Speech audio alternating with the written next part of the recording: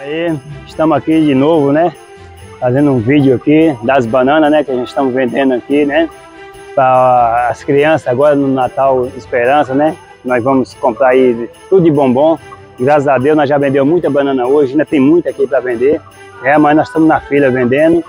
E aquele que ajudar aí, né? Procurar a gente, né? Pode trazer um doce, pode trazer um bombom, né? E quem querer também a gente troca também. Pode trazer 20 reais de bombom que a gente dá uma dúzia de banana, viu?